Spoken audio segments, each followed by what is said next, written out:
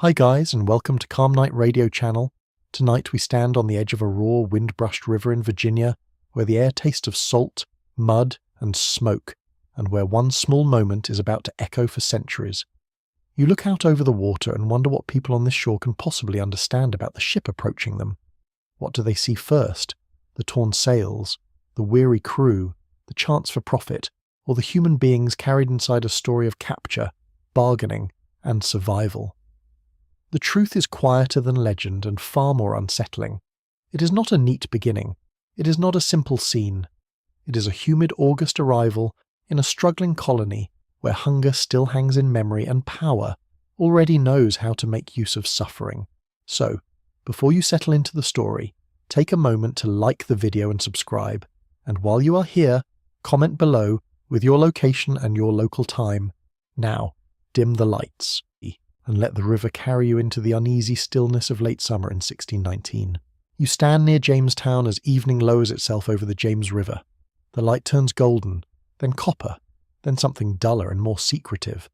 Reeds shift in the breeze, insects hum over the marshy banks. Wood smoke drifts from the rough buildings where colonists cook thin meals and talk in tired voices. Nothing here feels settled. The ground is damp beneath your feet. The air presses against your skin like a warm cloth.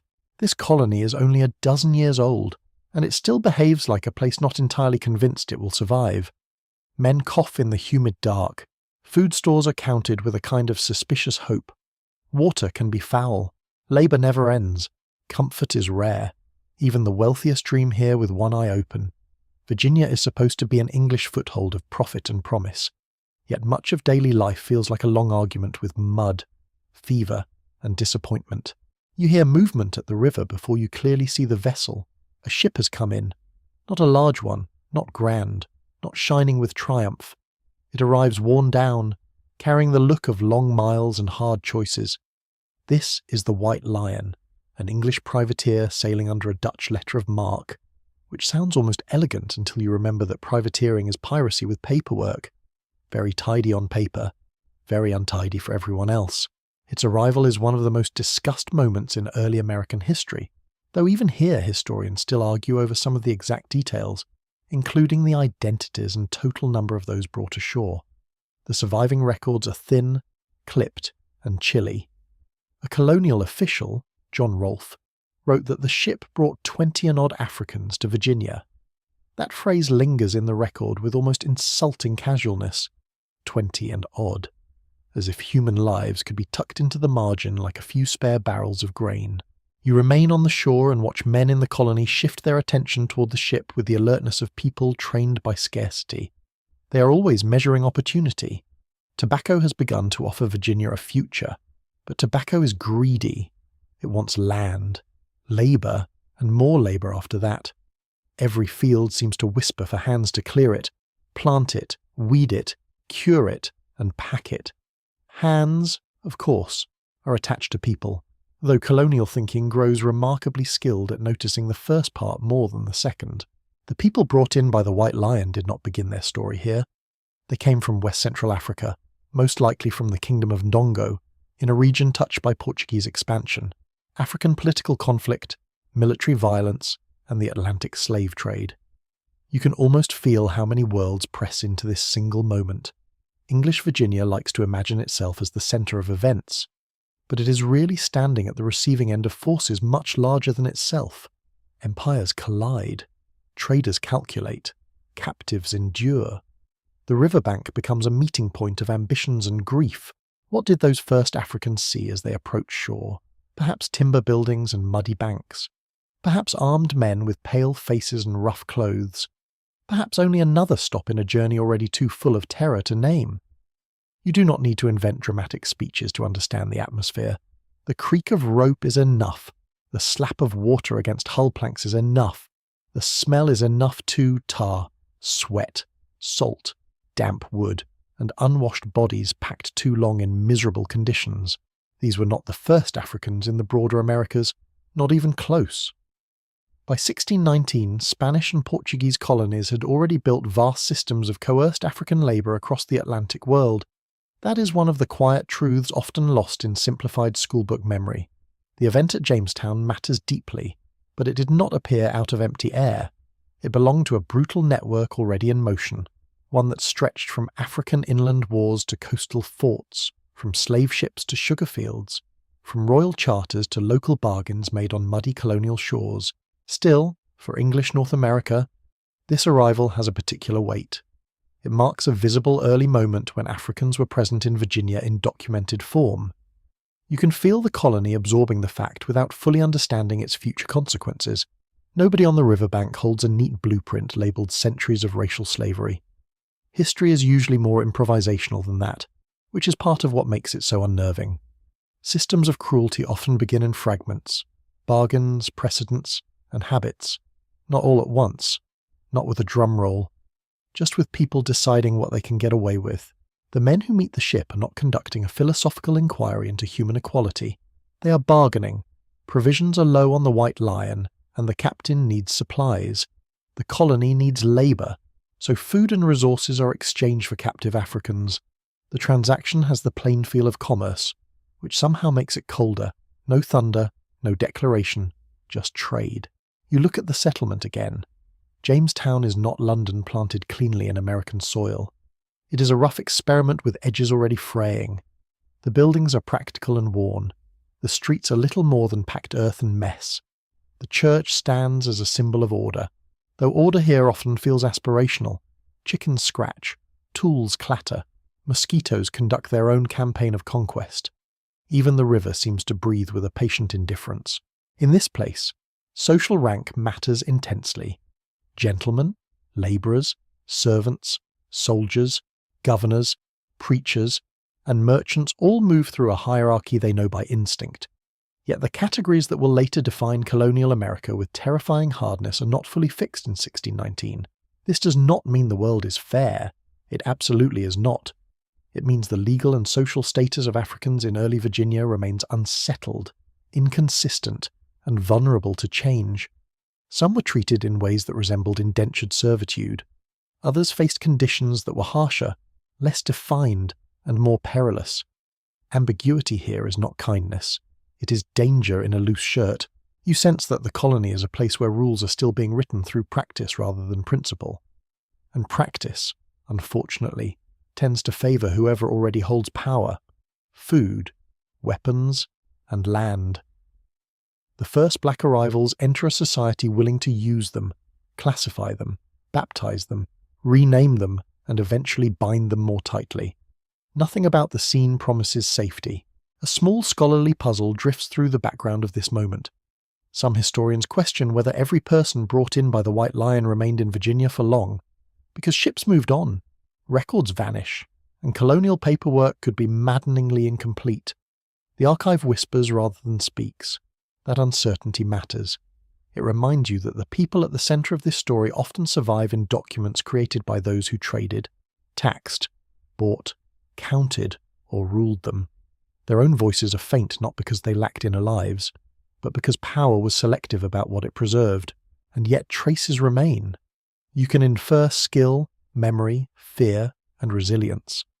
Many captives from West Central Africa came from complex societies with farming knowledge, metalworking traditions, military experience, languages, spiritual systems, and kinship networks. They were not blank figures stepping into history for the first time. They carried worlds within them, worlds interrupted, injured, but not erased.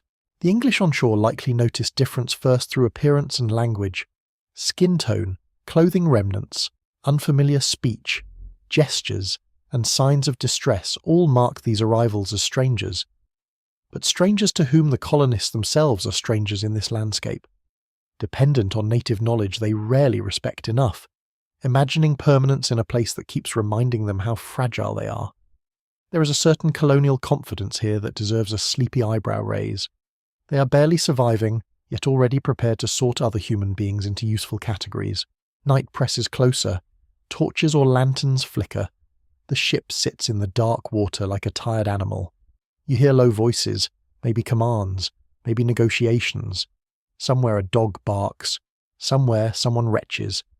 The colony is full of bodily realities people later try to tidy up in patriotic storytelling.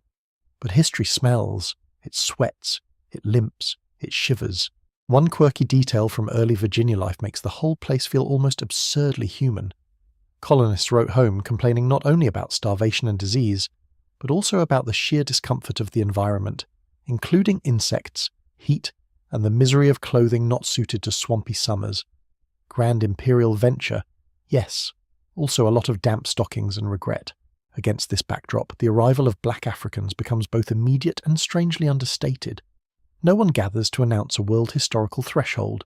No monument is raised.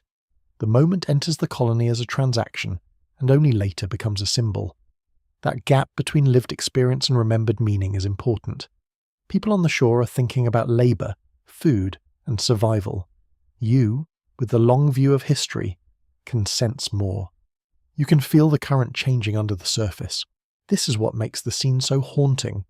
It is ordinary in the way terrible beginnings often are. A ship, a bargain, a handful of records, a colony eager for workers. Human beings carried into a system not yet fully shaped, but already capable of profound injustice. The future has not arrived all at once, but it has stepped onto the riverbank and taken a breath in the Virginia heat. You stand there a little longer in the dimness and listen to the water. The James River keeps moving past reeds, pilings, and hulls, as rivers always do. It does not pause for moral reflection.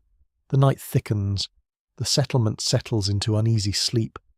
And in that humid darkness, among rough houses and whispered calculations, black life in English America becomes part of the colony's reality, not as an abstract concept, but as the lived presence of men and women forced into a precarious and changing world. They arrive exhausted, displaced, and watched. They also arrive alive. That matters. Morning comes slowly in Jamestown. Mist rises from the river and slips through the palisade like a quiet intruder. The air feels wet enough to drink. You wake to the smell of ash, sour ale, damp timber, and the faint rot of marsh ground that never fully dries. Somewhere nearby, a hammer strikes wood in a dull rhythm. Somewhere else, a rooster gives an overconfident announcement, as if this settlement were far grander than it really is. It is not. It is a thin, anxious foothold, and everyone here lives with that fact in the body. You walk through the colony at first light and see how small it is. The buildings are rough and practical, built for use rather than beauty. Timber walls lean a little, roofs weather quickly, dirt paths cut between houses, storehouses, and workspaces. Everything carries the look of being repaired, patched, or worried over. The place does not invite you to relax. It asks what you can carry, what you can build, and whether you're strong enough to last the season. Jamestown in 1619 is often remembered as the start of something immense, but in daily life it still feels fragile and improvised. The colony was founded in 1607, and more than once it came close to disappearing altogether. Disease, hunger, bad planning, and strained relations with native peoples had already pushed it into disaster. The worst memory still lingers like smoke after a fire. During the starving time of 1609 to 1610, colonists died in shocking numbers. Some accounts describe people eating animals they would normally never touch. A few grim reports even claimed cannibalism. Historians agree conditions were catastrophic, though they still debate the scale of every detail and how much of later retelling mixed truth with fear, shame, and colonial exaggeration. That memory has not vanished by 1619. It lives in the nervous way food is counted. It lives in the quick eye people cast towards storehouses. It lives in the colony's endless hunger for stable labour and reliable crops. You can sense that Jamestown is a place where survival has become an organising principle. Morality bends easily when people convince themselves they are building a future from scarcity. The settlement sits in a landscape that is beautiful in the most inconvenient possible way. The river glows softly in the morning. Birds lift from the reeds. Trees stretch in dense green walls beyond cleared spaces. Yet the environment is also full of threat. Mosquitoes rise from wet ground. Summer heat presses down like a heavy hand. Drinking water can be tainted. Illness moves with stealth. The English arrived imagining control, but Virginia keeps reminding them that nature does not care about their plans. You pass men already at work.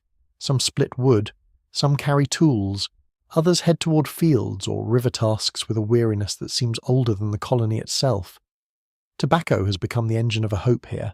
That leaf, once planted, changes everything. It promises profit to investors and landowners, but it demands exhausting labour. Soil must be cleared, seeds tended, plants watched carefully, leaves cut, dried, sorted, packed, and shipped. Tobacco is not merely a crop, it is a discipline, a burden, a temptation, and soon enough, a reason people will keep expanding the labour force by increasingly brutal means. The sounds of the colony gather around you. Axes bite into wood, cartwheels grind. Voices call across open space in English accents shaped by class and region. You hear the rustle of clothing, the scrape of boots, the clink of metal, the cough of men whose lungs have spent too much time around smoke, dampness, and bad air. Sleepy settlements in bedtime stories are usually charming. This one is more itchy and underfed. The people here are not all alike, and that matters. Jamestown contains gentlemen who still cling to the manners of rank, even when covered in sweat and mud.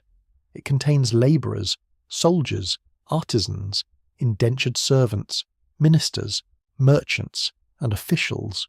Some came for profit, some came under pressure, some came because England offered limited futures at home.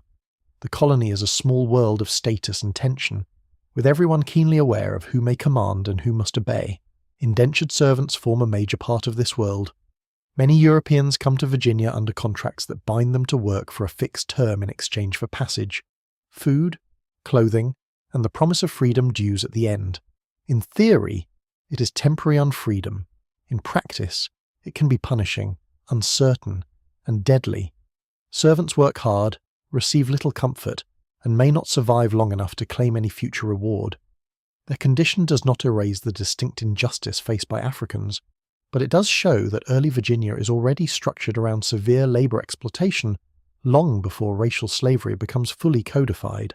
That is one reason the colony feels so unsettled in 1619. Categories exist, but not all of them are fixed in the later form people might expect. There are English people who are unfree for a time. There are Africans arriving into a system that has not yet entirely decided how to classify them. There are native communities nearby facing pressure, violence, diplomacy, trade, and territorial invasion. The colony is a workshop of hierarchy, and it is constantly testing new ways to make inequality durable. You notice how much depends on supply. Ships matter enormously. They bring tools, people, news, and food. They also bring uncertainty. A delayed ship can mean hardship. A damaged one can mean missed chances. A vessel entering the river may carry relief or trouble, and often both.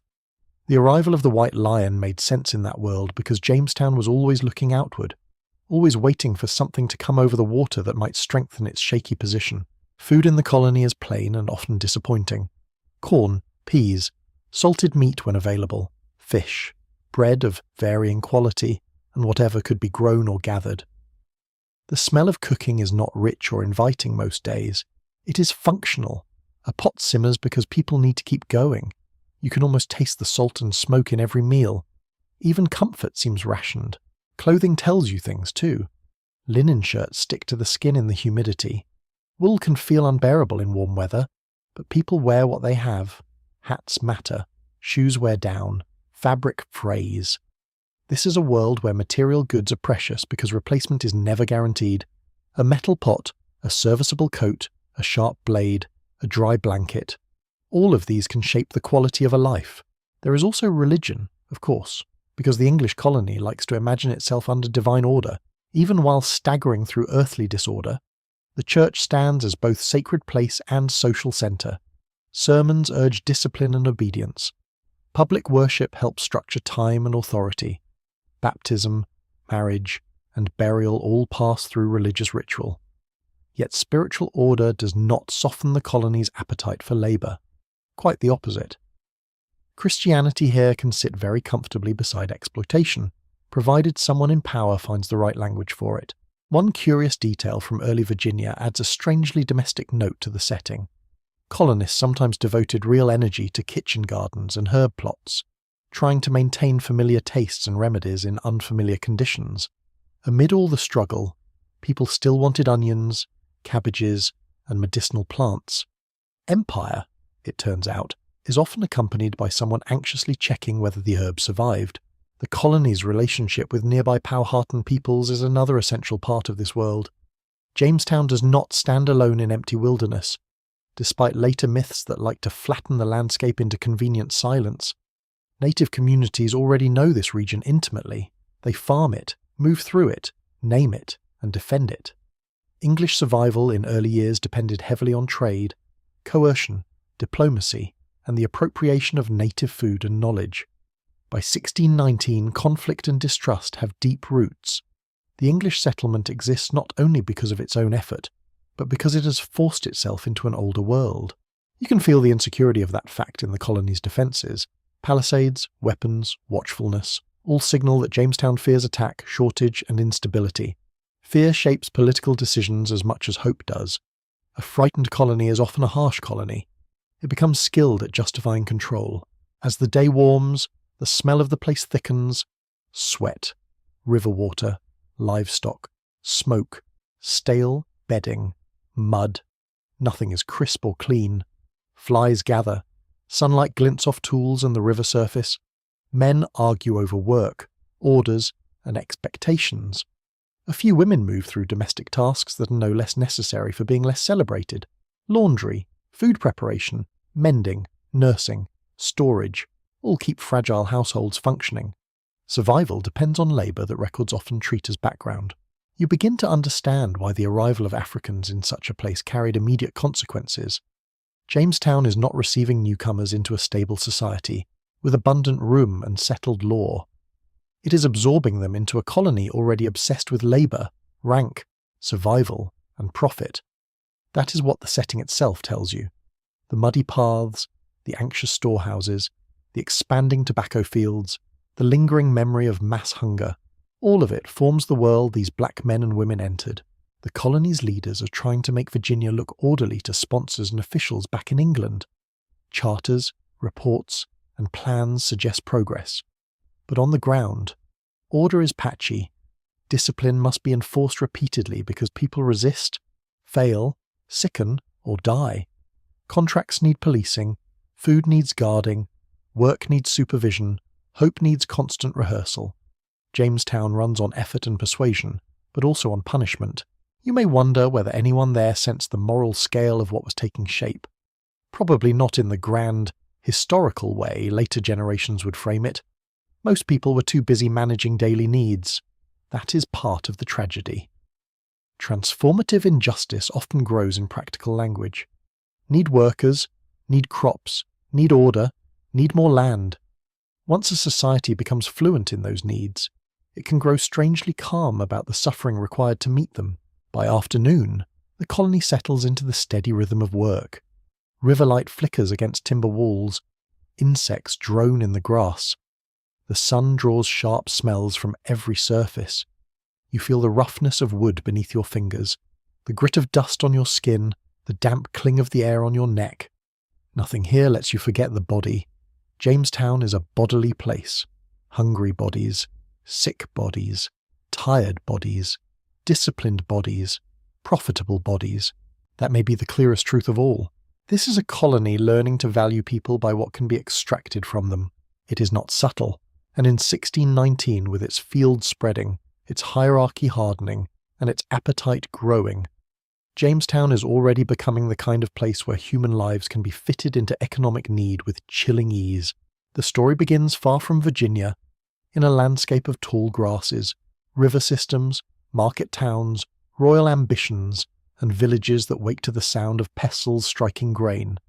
You stand, in your mind, on the western side of Central Africa, where the air can smell of earth after rain, wood smoke from cooking fires, palm oil, and the green freshness of cultivated fields. Morning birds call from the trees, goats fuss, children move between houses, traders travel roads that are older than any English dream of America. Nothing here exists merely to feed a colonial timeline. This is a living world with its own rulers, rituals, conflicts, and memories. Many of the Africans later carried toward Virginia likely came from the region of Ndongo, near the Portuguese colony of Angola. It was not a simple place of helpless victims waiting for Europeans to arrive. which is a fantasy that flatters empire far too much. Ndongo was politically organised, militarily active, and deeply involved in regional struggles. African states made alliances, fought wars, negotiated power, and pursued their own interests. European intruders entered that world with muskets, maritime networks, and a relentless appetite for captives. But they did not create politics there from nothing. They joined an already complex field and helped make it far more violent. By the early 17th century, Portuguese influence in West Central Africa had grown through trade, religion, and force. The Atlantic slave trade linked coastal outposts to inland warfare. Captives could be taken during raids, seized after battles, punished through legal systems or sold through intermediaries. Every case had its own human texture. A person might be captured while fleeing an attack. Another might be taken in the collapse of a local alliance. Another might be betrayed for profit. The machinery was large, but suffering remained intensely personal. You can picture the shock of that rupture. One day, a person knows the smell of home, the texture of familiar cloth, the names of the paths between fields and water. Then violence tears through ordinary life. Smoke rises where it should not. Feet pound over ground in panic. Orders are shouted in unfamiliar or hostile voices. Bound wrists chafe. The body learns fear quickly. History books can flatten capture into a verb. Lived experience never did. Some of those taken into the Atlantic system were probably skilled agricultural workers. That matters more than people once admitted. West Central African societies included deep knowledge of farming, metalworking, animal care, trade practices, and social organisation. European buyers were not acquiring blank labour units. They were taking people with expertise. In English colonies, that expertise would become valuable even when the people carrying it were denied dignity. Colonies were very good at stealing ability along with freedom. One detail often surprises modern listeners. The captives who eventually reached Virginia may first have been placed on a Portuguese slave ship called the São João Bautista. That vessel was transporting a large human cargo from Angola towards Spanish America, likely bound for Veracruz in New Spain. So the route to English Virginia was not neatly planned from the start. It bent through war, commerce, and theft. Human beings were treated like freight, then stolen like freight, then exchanged like freight. The language of trade tried to make the process seem orderly. The reality was misery with paperwork. The Middle Passage begins not on the ocean, but on the forced march to the coast. Captives were often driven long distances, sometimes in chains or restraints, through heat, exhaustion, and confusion. Hunger gnawed, thirst sharpened every mile. Families could be split without warning. Languages mixed in ways shaped by fear rather than friendship. Dust gathered on the skin, muscles cramped. Sleep came badly, if at all. Some people must have spent every step trying to understand where they were being taken. Others likely understood too much. At the coast, the world narrowed, holding areas, barracoons, ships, guards, counting, inspection. The sea itself may have seemed unreal to those who had never stood beside it, or perhaps it looked like the edge of a world that had already abandoned them. Salt wind coated the lips, tar and rope filled the nose, waves struck wood in an endless, indifferent rhythm. Traders checked bodies for age, strength, and signs of disease with the casual cruelty of people who had decided profit matters more than personhood. It is difficult to overstate how much moral ugliness can hide inside routine. Then came the ship. The Atlantic crossing was a floating prison. Space was cramped. Air was foul. Darkness pressed close below deck. Sweat, vomit, urine, blood, salt water, and sickness mixed into a smell so heavy it must have seemed to settle into the lungs themselves. You can almost hear the sounds inside that hold. Chains scrape, boards creak. Someone coughs without stopping. Someone prays. Someone moans in a language few others understand. Somewhere above, sailors stomp and shout as if the deck and the hold were separate universes. This was not discomfort. It was calculated degradation. Captive Africans on slave ships suffered from disease, dehydration, malnutrition, assault, and despair. Mortality rates could be horrifying. Yet even in such conditions, people resisted in many ways. Some refused food, some tried to revolt, some maintained fragments of language, ritual, or mutual care. Some simply endured one more hour, then another, then another. Survival itself could be an act of stubborn defiance when the entire system expected submission. Historians still debate specific details of the São João Bautista voyage and the exact identities of all the people later seized from it. Records from the trade are often incomplete, contradictory, or shaped by the priorities of captains and officials rather than captives. Numbers matter, but they can also seduce you into forgetting that every number was a breathing person. When an archive says dozens died, it sounds neat on the page. On the ship, it would have meant names cried out, bodies weakening, and human grief with nowhere to go. At some point in 1619, the São João Bautista was attacked in the Gulf of Mexico by two English privateers, the White Lion and the Treasurer. Privateering was one of those wonderfully respectable words that let governments pretend plunder had standards. Captains carried commissions that authorized attacks on enemy shipping under certain conditions. The target here was a Portuguese vessel, during a time when political and military hostilities made such seizures profitable. The English crews took supplies and, crucially, part of the captive human cargo. That ugly transfer is central to the path toward Virginia. The Africans who reached Jamestown were not simply carried there by the original slavers. They were stolen from one set of traffickers by another. Imagine the chaos of such an event from the viewpoint of the captives. Gunfire cracks over the water, sailors shout, ships close in, men scramble across decks. Already imprisoned and exhausted people are subjected to yet another violent disruption, not for rescue, not for mercy, but for resale. Even piracy could not manage the courtesy of inventing a nobler motive. The White Lion and the Treasurer then sailed northward. Their captives had already survived war, forced movement, coastal confinement, and the Atlantic crossing from Africa. Now they endured still more uncertainty at sea. Wind shifts, provisions run low, tempers rise, salt dries on skin and lips, sun burns by day, damp chill creeps in by night. There is no stable horizon inside captivity, only the next command, the next count, the next bargain made by strangers. A fringe but fascinating detail from this wider world is that some Central Africans caught in Atlantic trafficking had already encountered Christianity before their capture, especially in regions touched by Portuguese missionary efforts. That means a few captives may have known Christian prayers, names, or symbols before English colonists ever laid eyes on them. The colonial habit of imagining Africans as people entering religion for the first time was, in some cases, badly mistaken. Empires loved to declare discovery when they were actually arriving late. You can sense how many identities became scrambled during these movements. A person might carry an African name, hear a Portuguese version imposed, then later face an English renaming.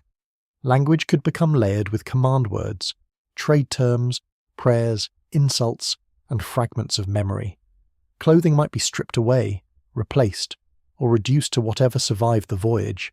Kinship ties could be severed in an instant, with no chance to explain, comfort, or mourn properly.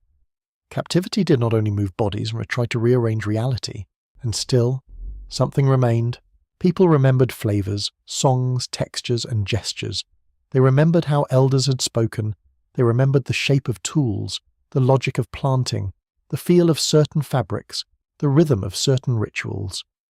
Memory did not restore freedom, but it could preserve selfhood in secret ways. A remembered phrase, a way of braiding hair, a way of mourning, a way of watching the sky, not dramatic, just human. The Atlantic world often appears in maps as neat lines between continents. Living it was another matter. It was confusion, compression, and violence tied together by commerce. The route from Dongo to Virginia was not a grand arc of inevitable history. It was a chain of ruptures. Local war fed regional trafficking. Regional trafficking fed oceanic transport. Oceanic transport fed colonial labour systems. Every link was made by choices, not natural law. Choices. As the ships carrying the stolen captives moved toward English America, the people aboard could not have known precisely what awaited them. They were entering a small colony at the edge of English power, one with weak institutions, expanding tobacco fields, and no settled moral limit on exploitation. Uncertainty is sometimes worse than knowledge. At least knowledge has shape. Uncertainty is a hallway that never ends. You stand with that thought for a moment and listen to the sea. Wind hums through rigging. Boards strain. Water hisses against the hull. Somewhere under the ordinary sounds of travel is the immense quiet of people trying to survive a fate chosen by others. No speech survives to tell you exactly what they said, feared, or hoped during those days. The archive offers almost nothing intimate, yet intimacy is there in the very fact of endurance. Someone comforted someone. Someone stayed awake beside another person. Someone silently refused to let the self disappear. That is easy to miss when the subject becomes trade routes and imperial rivalry. So let the human scale return. Think of wrists rubbed raw by binding. Think of shoulders aching from cramped positions. Think of eyes stinging from darkness, then daylight. Think of the smell of salt on skin that has not known rest. Think of the terror of being counted by men who see value and not identity. This is what the road to 1619 contained, not a single journey, many losses in succession. By the time the captives taken from the São João Bautista were brought toward Virginia, they had already passed through several worlds of coercion: African war, Portuguese trafficking, Atlantic imprisonment, English seizure, colonial barter. It is a brutally efficient lesson in how empires could overlap without softening one another. One predator can steal from another. The captive remains captive. And on that final stretch north, with the sea rolling beneath a damaged and opportunistic ship, black life in English America was not being born in innocence or mystery. It was arriving through an existing Atlantic system of extraction, violence, and adaptation, carried by people who had lost almost everything except the stubborn fact that they were still here, still breathing, still human, still more than the trade allowed. You enter Virginia at a strange legal moment, one of those unsettled periods that later generations tend to tidy into simple categories, because untidy truths are harder to remember. In 1619, the colony has rules, customs, courts, punishments, and ranks, but it does not yet possess the fully developed slave code system that will later grip black life with terrifying precision. That absence can sound almost hopeful until you look more closely. It is not freedom, it is uncertainty, and uncertainty in a colony built on labour usually serves the powerful first. The day begins warm and grey, with cloud cover hanging low over the river. The smell of wet earth rises from the ground. Mud clings to boots. Voices travel easily in the damp air, carrying from yard to yard. Somewhere a bell sounds. Somewhere a pig complains with offended enthusiasm.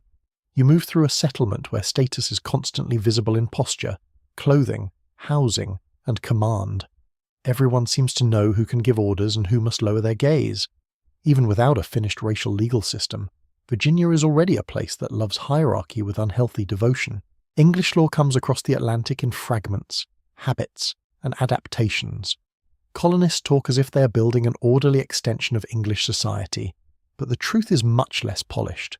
Virginia borrows from English common law, local ordinance, company rules, and improvisation.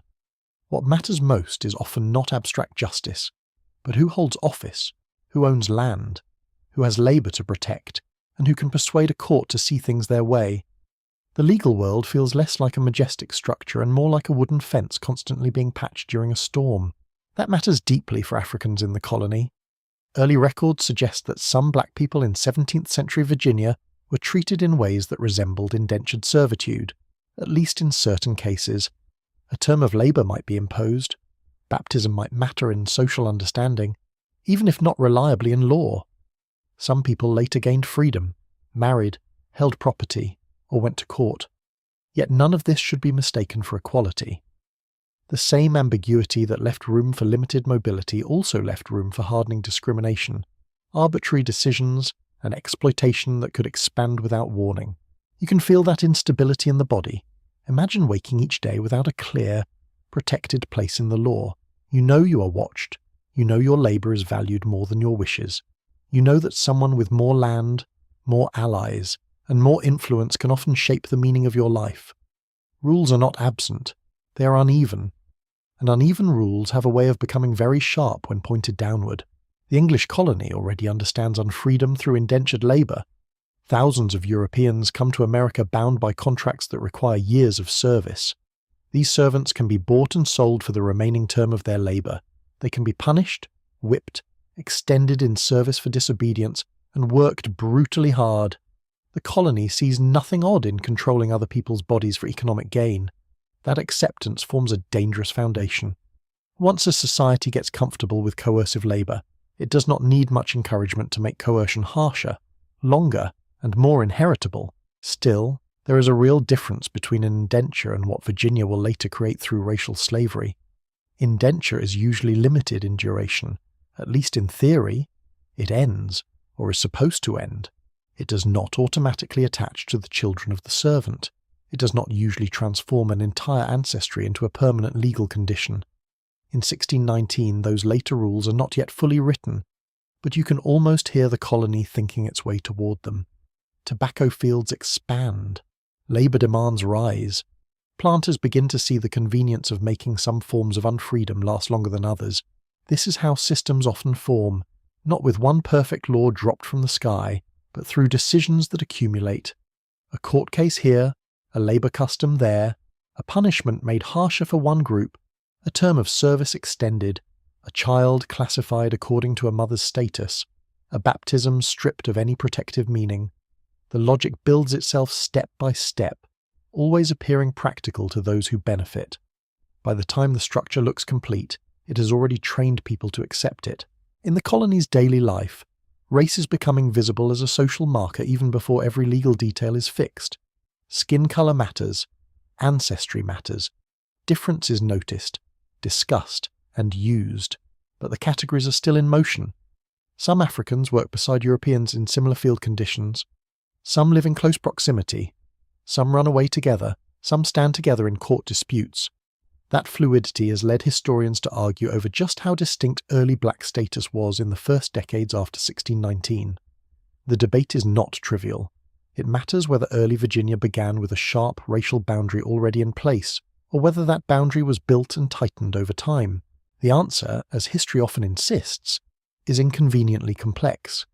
The colony did not begin in racial innocence, and it did not need complete laws to practice cruel inequality. At the same time, the rigid hereditary slavery associated with later Virginia emerged gradually.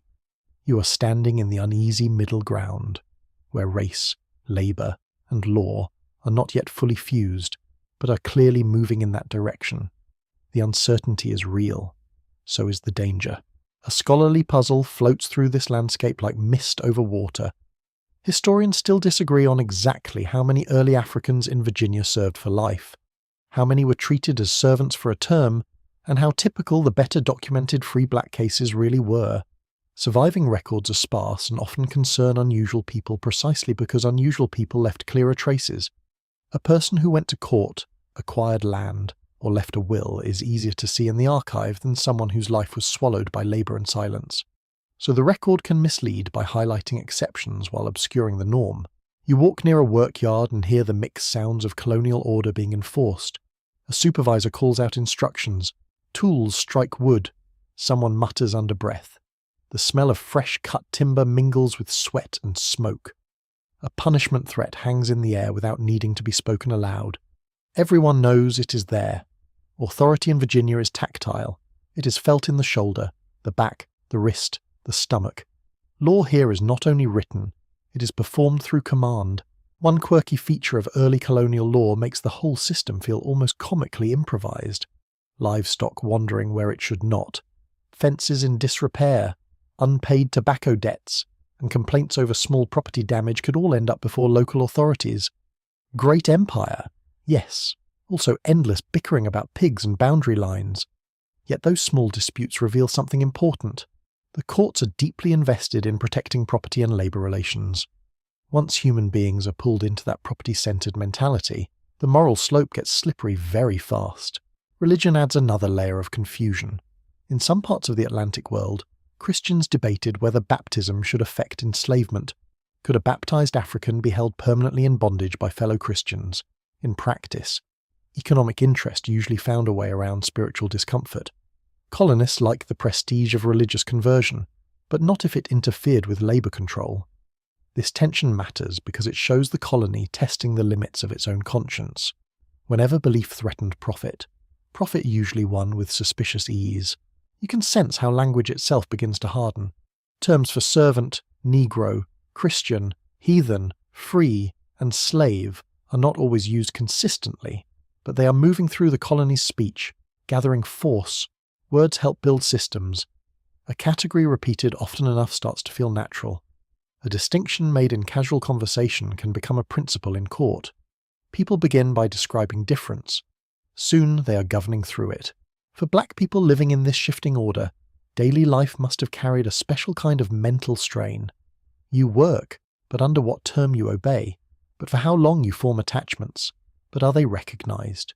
You worship, but does it change anything you serve in a household or field, but are you counted as temporary labor or permanent possession? The uncertainty does not soften the burden, it multiplies it. A clear injustice is one thing. A moving injustice, one that changes shape whenever power needs it to, is another. And yet, within that instability, some people carved out space. There were Africans and African descendants in early Virginia who later gained freedom, acquired livestock, leased or owned land, raised families, and participated in local society in limited ways. Their existence is important because it reveals that the system was not fully closed at the start. It also reveals why many powerful colonists eventually worked to close it more tightly. Ambiguity allowed too much movement. A labour-hungry elite tends to dislike movement when movement belongs to workers. The atmosphere of the colony helps explain the transition. Virginia is not a philosophical republic trying to solve questions of human equality. It is a profit-driven settlement with weak infrastructure, expanding plantations, and a political class eager to stabilize labour supply. In that setting, any uncertainty about status becomes an opportunity for those in charge to push toward permanence. Flexibility for the powerful often becomes captivity for the vulnerable.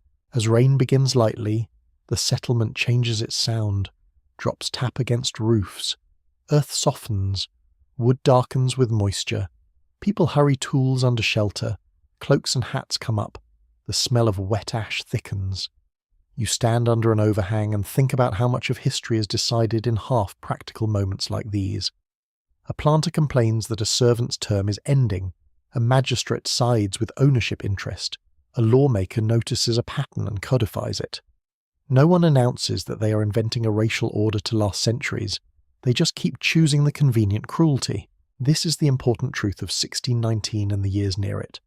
The system is not finished, but its ingredients are present: labour coercion, social hierarchy, racial distinction, religious rationalization, legal improvisation, economic pressure. Put them together in a humid colony that worships tobacco, and the result is unlikely to become kinder on its own. You hear thunder far off across the river. The air goes still. Everyone waits. Virginia, in this moment, is waiting too. Though not for justice. It is waiting to decide what kind of unfreedom will best serve its future. And for black Americans at the start of that story, life unfolds inside that uncertain pause, where a person may still hope for room to breathe, even as the walls are already being measured.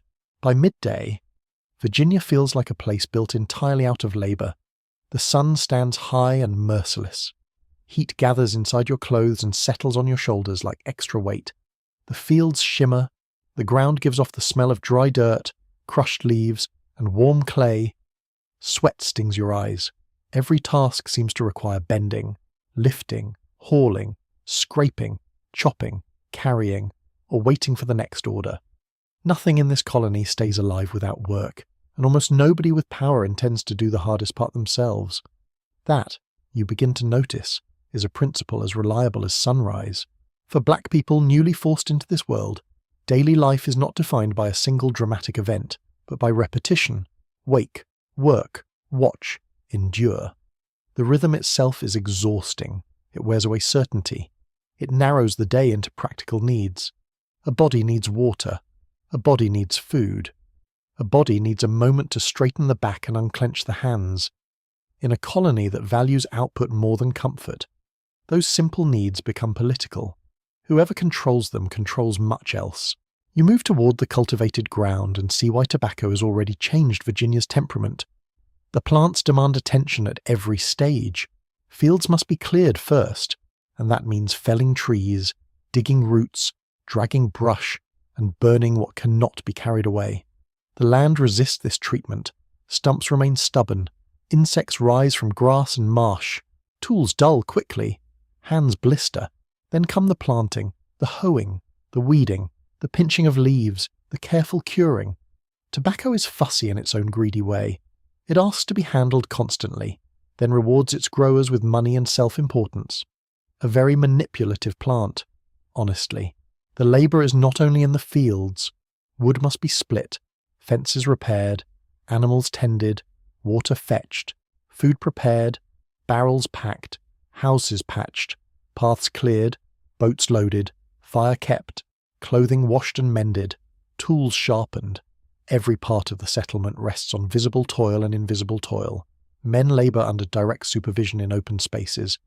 Women often carry relentless household work that records mention only in passing. Children, when present, learn early that usefulness matters. The colony runs on bodies pushed past comfort. For black arrivals, the work may have differed by placement. Some were assigned to household service. Some likely entered agricultural labour. Some may have been moved between tasks depending on the season and the needs of those controlling them. There is no soft version of this arrangement. Even where status remained legally uncertain, dependence was immediate and intense. You're in a society where food, shelter, and physical safety are filtered through someone else's claim on your labour. That is a hard way to live. Even before later slave law hardens around it, the physical experience would have been overwhelming. Virginia's climate did not mimic West Central Africa neatly, despite lazy assumptions people sometimes make from a map.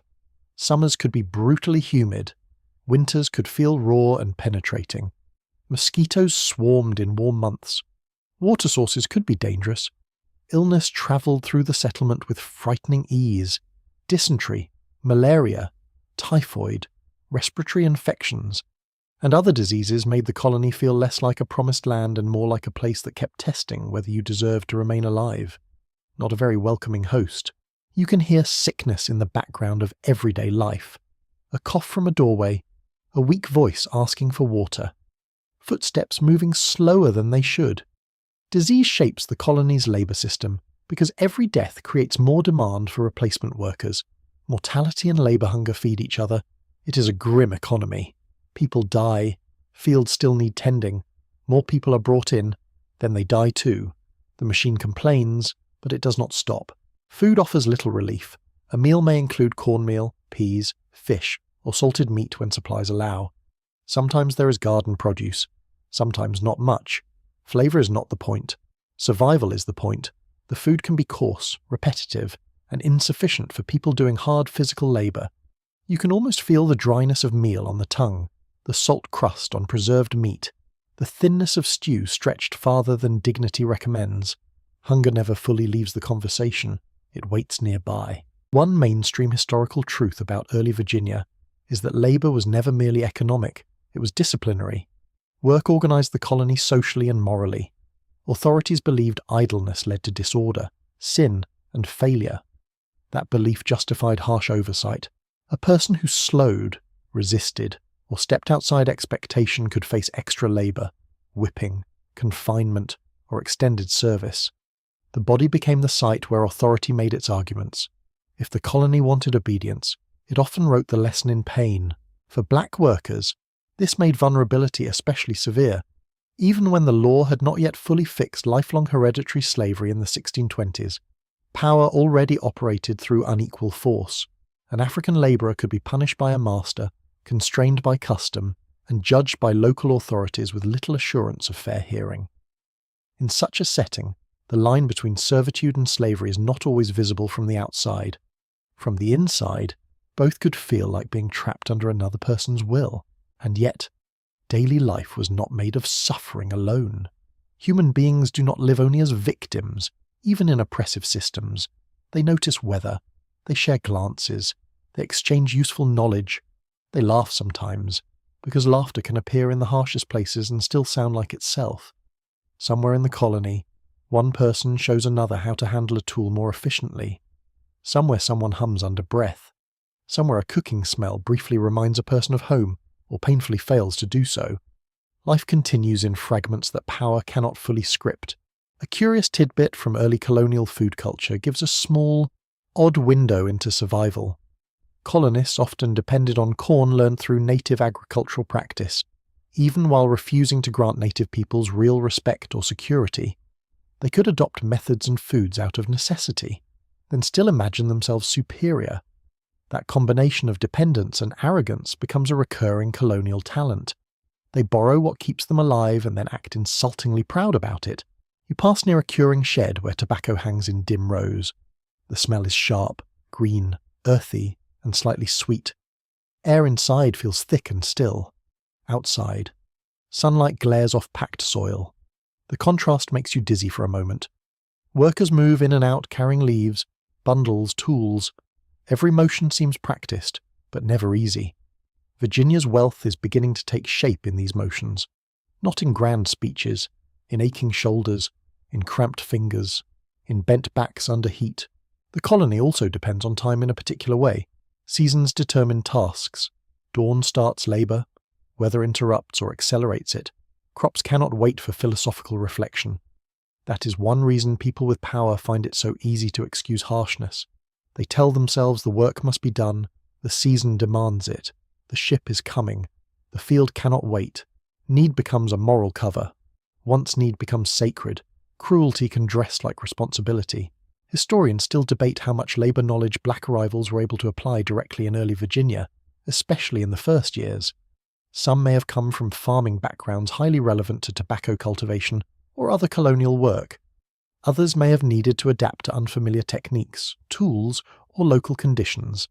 The uncertainty matters because it reminds you not to turn all African captives into one simplified image. They did not share one single background, even if colonial records often flatten them into a category. Individuals arrived with different languages, skills, ages, and histories.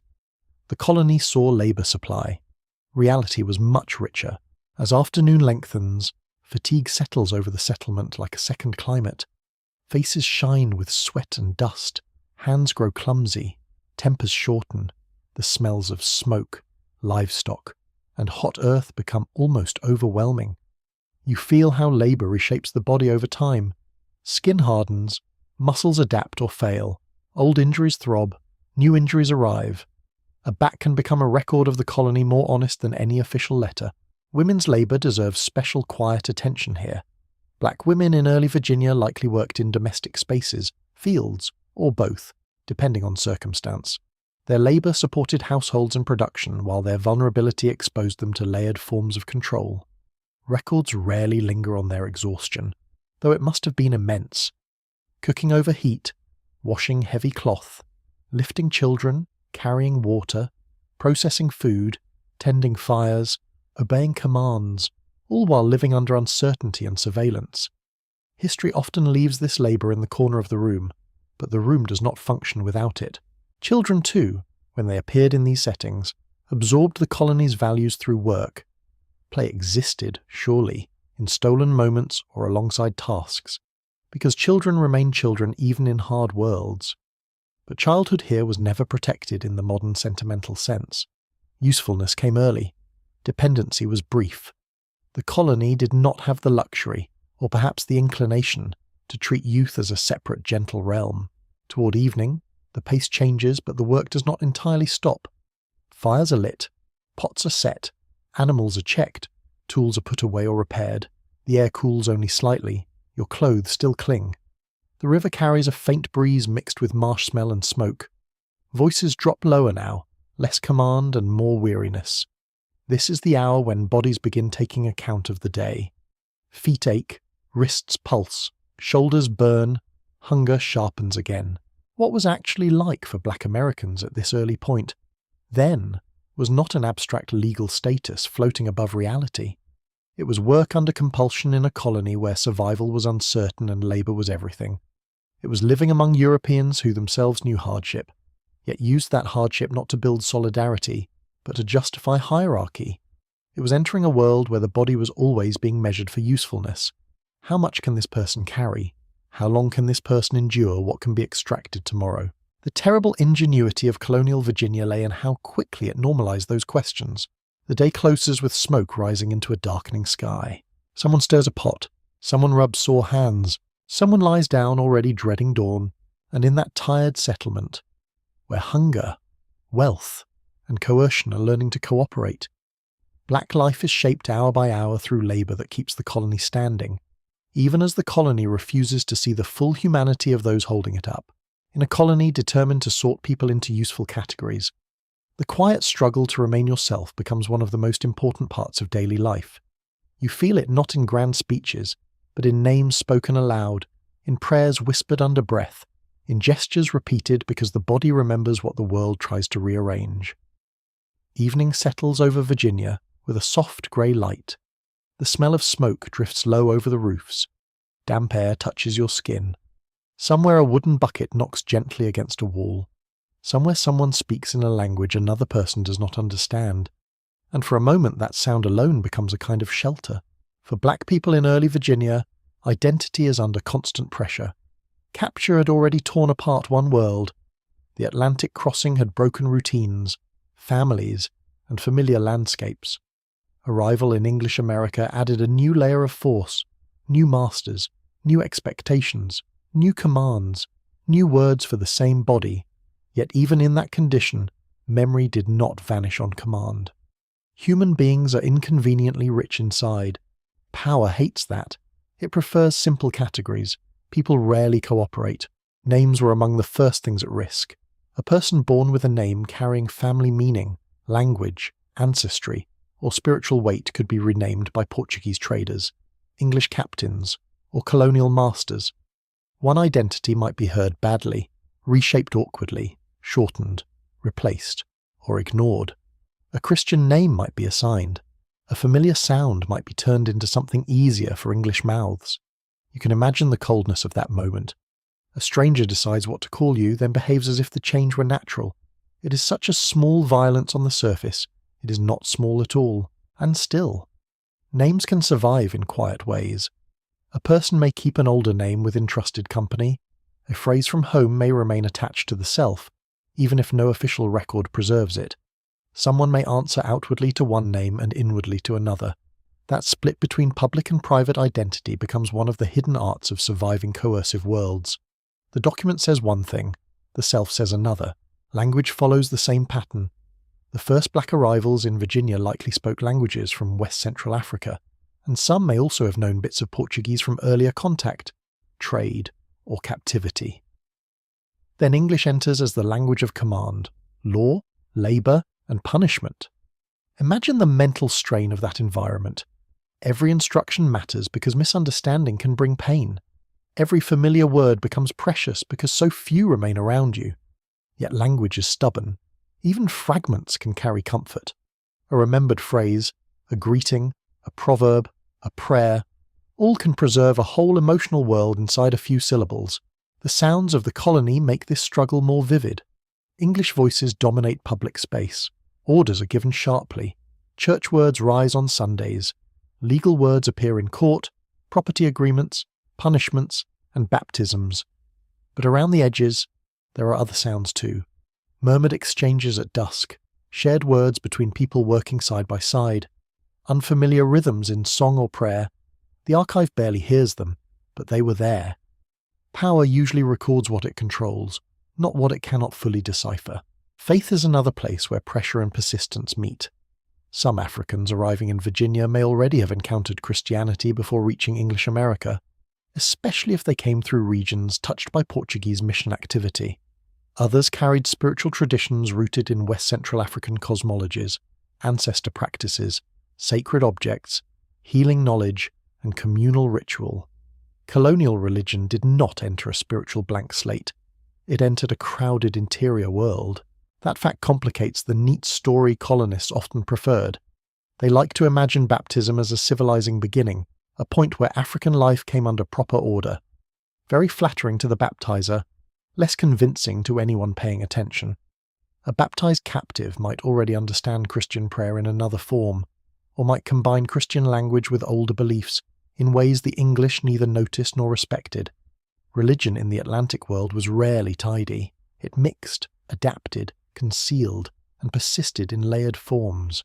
You step inside the colony's church and feel the contrast immediately. The air is close, the wood worn, the atmosphere heavy with discipline as much as devotion. Prayer here is public, supervised, and tied to authority. Sermons teach obedience, order, humility, and duty. Those are not inherently sinister words, but they become sinister in a society that uses them mostly downward. The church can offer ritual comfort, community rhythm, and a language of salvation. It can also become another instrument for managing labour and status. Historians still debate how deeply and how quickly African spiritual practices survived in early English America, especially in these first small communities where people were scattered and under close supervision. The evidence is fragmentary. There are hints in naming, healing practices, burial customs, kinship patterns, and later traditions, but little that gives a full picture for the earliest years. That uncertainty matters. It prevents easy claims in either direction. We should not imagine a complete cultural erasure, but we should not romanticize effortless survival either. Preservation under coercion is hard work. Touch becomes part of memory too. The weave of certain cloth, the method of tying hair, the way food is prepared by hand, the habit of carrying a child on the body, the feel of a carved object, a bead, a cord, a tool shaped in a familiar manner. These things can outlast formal institutions because the body remembers what the mind has no safe place to declare. Culture is often stored in the fingers long before it appears in writing. Food, again, reveals more than people expect. Taste is deeply linked to memory. A person uprooted from West Central Africa would have known different grains, oils, vegetables, seasonings, and cooking rhythms than those available in Virginia. Some ingredients would be missing entirely. Others might feel close enough to spark painful recognition. Over time, African knowledge and preference would help shape foodways across the Americas, though in 1619 that long story is only beginning. At this stage, the loss is probably sharper than the influence. The pot smells wrong, the texture is wrong. The meal fills the stomach but not the memory. One curious and revealing tidbit from the wider Atlantic world is that some African captives and their descendants became skilled cultural interpreters precisely because they had moved through several imperial languages and religious settings. A person might navigate Kimbundu, Portuguese, and English words at different stages of life, not because the world was generous, but because survival demanded flexibility.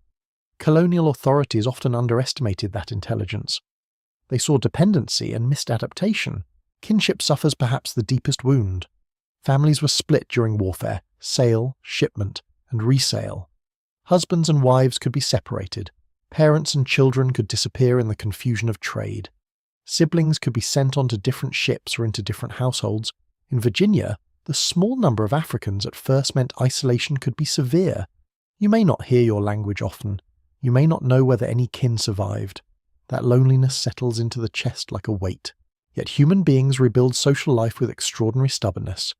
Bonds form through work proximity, shared origin, shared suffering, or simple repeated presence. Someone becomes trusted. Someone becomes a source of practical help. Someone becomes family in the emotional sense long before any law would recognize such a thing. This is not a sentimental miracle. It is a survival strategy. In a coercive colony, chosen ties matter because imposed structures care so little for the heart. Children born into these worlds would carry identity in especially complex ways. They might inherit African memory through fragments, habits, words, and gestures, rather than through stable institutions. They might grow up hearing English commands but also hearing another cadence at home or in private company. They might be baptized in a colonial church while absorbing other ideas of spirit, kinship, or protection. Identity does not disappear, it changes texture. You can feel that texture in the colony at night. Fires dim. Crickets begin their steady sound. The river moves in darkness beyond the settlement. Smoke lingers in hair and fabric. Tired bodies lower themselves onto rough bedding. It is in these quieter hours that memory may return most sharply. A smell catches the mind. A tune surfaces. A face comes back. A name. A place. Sleep itself may not be restful when the past is crowded with loss. There is also the problem of records. Colonial documents tend to identify black people by first name only, by occupation, by owner, or by broad label. Such record-keeping strips away complexity. It tells you how power saw a person, not how that person saw themselves. This is why writing about identity in early Virginia requires humility. Much of what mattered most was not preserved by the people who held the pen. Silence in the archive does not mean emptiness in life. It means power selected what counted. The colony, for its part, keeps trying to fix identity from the outside, Christian or not, servant or slave, African or English, useful or troublesome. Yet real people overflow those boxes. A woman remembers a lullaby. A man keeps an old prayer. Two people share a word no overseer understands. A child learns to answer to an English name while carrying another history and posture, face and memory. That overflow is important. It is where humanity resists simplification. This section of life in 1619 and the years around it is not dramatic in the usual historical sense. No battle standard waves here. No proclamation changes everything at once. It is quieter than that. It is the pressure on the inner life, the struggle to keep fragments from disappearing, the effort to build meaning from what remains. Colonial systems can seize labour, direct movement, and assign labels. They are less successful at fully controlling memory. The night deepens, a prayer is whispered, a name survives where no document can hear it, and in that hidden space between imposed identity and remembered self, Black life in early Virginia continues to hold more history, more feeling, and more continuity than the colony ever intended to allow. By the time you look closely at Black life in early Virginia, you begin to notice something subtle and unsettling. The colony does not offer freedom in any broad or generous sense, yet it does contain narrow openings, small spaces where a few people manage to negotiate better conditions, secure family ties, gain property, or win recognition in local society. These openings are real, they matter, but they are also fragile, conditional, and surrounded by sharp limits. You can feel that fragility in the evening air itself. The light fades softly over fields and timber houses. The river smells of wet reeds and mud. Smoke curls upward from cook fires. Everything seems calm for a moment, though the calm rests on a structure already learning how to close its hand. Some Africans and African descendants in 17th century Virginia did eventually obtain freedom. A few completed terms of labour. A few appear in records as landholders, livestock owners, taxpayers, or household heads. These lives are important because they complicate the lazy assumption that black status was fully uniform from the very first moment. It was not. The colony still contained legal uncertainty, social improvisation, and occasional room for manoeuvre. Yet every one of those openings existed within a larger system that remained unequal, suspicious, and increasingly hostile. Imagine what a small measure of independence might have felt like in such a place. To hold a piece of land, even a modest one, would mean more than property. It would mean breathing space. It would mean soil under your own authority, however precarious. The smell of turned earth would belong, at least partly, to your effort and your decision. A fence line would not simply mark labour for someone else. It would mark a boundary you could name, in a colony obsessed with land, that matters deeply. But land did not come easily. Access depended on connections, timing, documentation, and the willingness of local authorities to recognise claims. A black person could gain land and still face suspicion from neighbours, pressure from creditors, and legal vulnerability in disputes. Owning property did not lift a person out of the colony's racial hierarchy. It only created a small island within it, and islands, as you know, can be surrounded. One of the clearest examples often discussed by historians is Anthony Johnson, an African man who eventually became free, acquired land on Virginia's eastern shore, and built a household that operated within the colony's property system. His life shows that some black people in the 17th century could navigate courts, contracts, and agricultural production in ways that later became far harder. Yet his story is often simplified into something too triumphant. It should feel more uneasy than triumphant. His relative success did not mean the system was fair. It meant the system had not yet sealed every door. Marriage and family offered another narrow freedom. To build a household, raise children, and maintain kinship ties in a coercive colony was no small act. Family created continuity where power preferred disruption. The sound of familiar voices at day's end, the feel of a child asleep against your shoulder, the rhythm of shared domestic work. All of this created meaning beyond labour. A household could become a shelter of identity, affection, and mutual aid. It could also become a source of fear, because anything precious in such a system could be threatened. The law did not always protect black family life clearly or consistently. Even where marriage was acknowledged informally or religiously, legal status could remain uncertain. A household might exist in lived reality while lacking secure standing in court or property transfer. Parents might worry about the future of children in a colony increasingly interested in making status inheritable. Love could exist. Recognition was another matter. Baptism sometimes appeared to offer another kind of opening. In a Christian colony, one might hope that entry into the church could soften boundaries or strengthen claims to personhood. At times, baptism did help individuals gain a measure of social recognition. It could provide a public identity within the colony's religious framework. A baptismal record could preserve a name. A church community could create contact, ritual, and limited visibility. But the colony's commitment to Christian fellowship had limits that became embarrassingly obvious whenever profit was at stake. Spiritual inclusion rarely outweighed labor demand. You can see this contradiction in the atmosphere of worship itself. Bells or calls gather people into sacred space. Wood creaks under the weight of bodies. Voices rise in prayer. The air smells of wax, damp cloth, and old timber. Yet outside that space, the same society sorts people by usefulness, ancestry, and rank. The colony can preach salvation and still deny equality with almost athletic confidence. It is one of the more exhausting habits of empire. Work arrangements could also create temporary room for maneuver. Some black labourers may have hired out skills, negotiated better treatment, or benefited from proximity to urbanising spaces, shipping routes, or employers who needed specialised knowledge. A person who understood cultivation, animal care, carpentry, or transport might possess leverage in certain situations. Skill could not erase subordination, but it might slightly reshape its terms. Even a small improvement in food, housing, movement, or time could matter immensely when daily life was otherwise so constrained. Historians still argue over how representative such cases really were. The archival record preserves unusual people more clearly than ordinary ones. A person who sued, bought land, received a patent, or left a probate trail is easier to see than the many whose lives remained undocumented beyond labour counts or household listings. This creates a real challenge. You can mistake visibility for frequency. Because a few free black households appear in records, it is tempting to imagine broad opportunity. The truth was probably much narrower. The exception shines because the surrounding darkness was so large. A curious detail from early Virginia law and custom adds another layer of complexity. In some cases, black people used the courts to defend property, service terms, or household interests. That fact surprises modern listeners, because later slavery feels so total that any earlier legal action seems almost out of place.